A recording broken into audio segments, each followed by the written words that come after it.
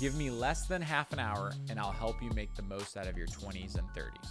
I made my first million by 24, and now between all the companies that I own, we employ over 200 employees and have over 9 figures of enterprise value. But I didn't learn any of this from school.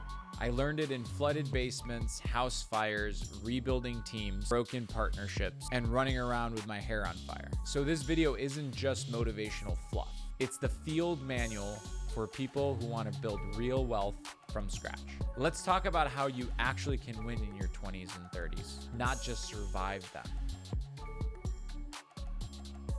Number 1, build before you brand. Everyone wants the fame and to be known before they actually deliver. But the reality is in your 20s, your brand isn't your logo, it's your reliability. When you say you'll show up, do you actually show up? When I started Albuware, my software company, that same reputation opened every door. It became a key differentiator that is helping us dominate the software market within restoration. People don't buy your brand, they buy your consistency.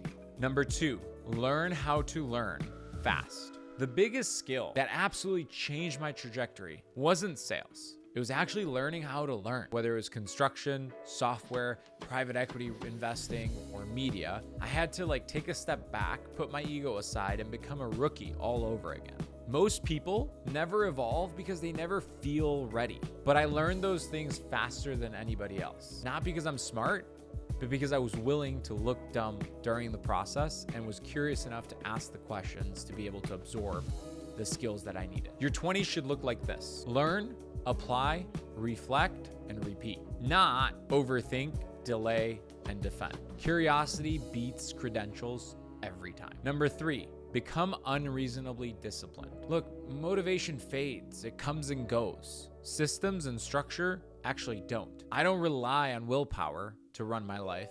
I rely on structure. Every morning I learn and I train before the entire world wakes up. Every Sunday I take a step back and I review my life in that past week in 5 key areas, and I actually score myself on a scale of 1 to 10, and then I set intention on the following week and how I'm gonna show up. Discipline is how you earn self-trust, because when you start trusting yourself, you stop negotiating from a point of weakness. Your body, mind, and soul become proof that your word actually means something. And once all 3 of those start listening to you, your business will also start listening to you, and the money will follow. Number 4, obsess over your scoreboard. Every week, I score myself on a scale of 1 to 10 in each of these categories: health, wealth, love, and spirituality.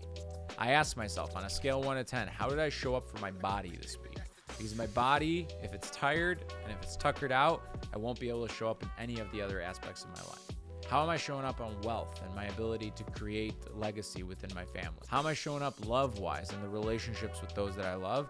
And how am I showing up with my creator and my higher power? If I'm off on health, it shows up in the energy that I pour into the world through it. If I'm off in love, it actually shows up in my leadership. It's all literally connected. But the reality is, when we know the truth and we know what's going on, we can actually fix it, whether it's negative or positive. You can't fix what you won't face, then comfort. Peter Drucker once said, you can't improve what you don't measure. So no matter how uncomfortable it is, set your weekly metrics and review them on an almost daily basis. You will never have 100% perfection, but you will have 100% clarity on what is the next domino that you need to topple over. Number 5, surround yourself with builders. In your 20s, your environment will literally make or break you. You'll quickly find yourself outgrowing people that just want to hang out and get shit-faced, and you'll start finding yourself attracted to the people that actually want to build cool shit together. Instead of saying we should do this, they say by Friday. And if you can't find the rooms, you just create the rooms. That's why I created our weekly running group. I basically brought together 5 to 10 founders that get together every single Sunday, and we run together and we're around other successful people. When I couldn't find the room of restoration business owners, I created the Restoration Mastermind, where I'm surrounded by winners every single week, and we debate and talk about the different topics that are holding us back. The fastest way that you can change your life is to change your circle. Environment beats intention every single time. Number 6, solve real world problems, not ego problems. I built 8 figures of wealth before 30 by just solving boring real world problems. Most entrepreneurs chase status problems. They want to tickle their fancy and make their ego feel all great. But the ones who win solve survival problems.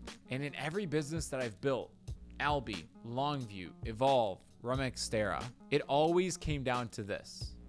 The bigger the problem that we were solving was, the smaller the amount of competition you had. Because in general, the ego wants to go chase the shiny objects and chase the status game and doesn't actually want to solve the real world problems. Let the people that are chasing the shiny objects chase the shiny objects while you silently solve the real world problems. Number 7, stack systems, not stress. Entrepreneurship's supposed to be hard, but it's not supposed to be chaotic. I used to think that grinding more hours meant more growth, but that quickly faded away. Now I know that more structure and more boring systems actually leads to more peace.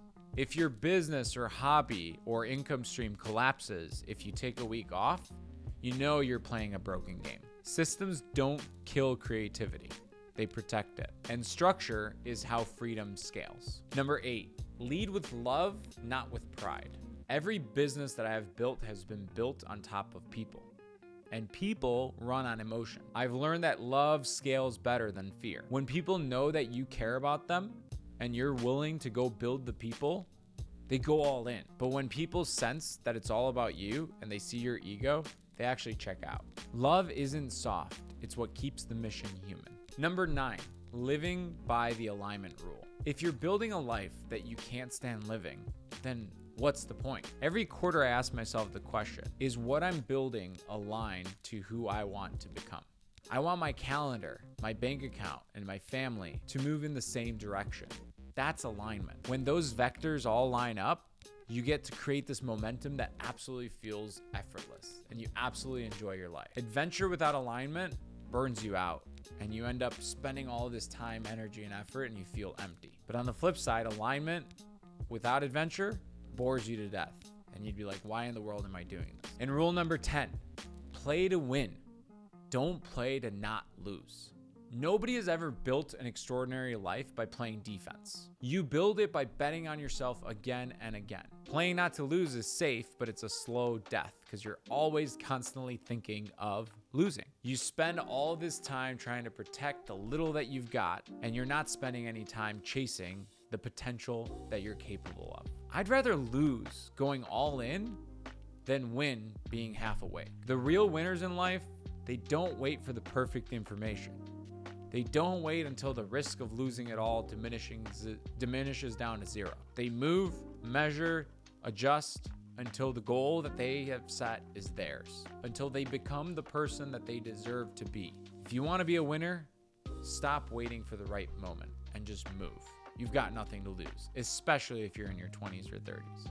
If you do nothing else from this video, do this. Write your goals, look at them daily, do a scorecard every Sunday, and take one uncomfortable action towards alignment. Do that long enough and your 20s and 30s won't feel like a grind. They'll feel like a launch pad.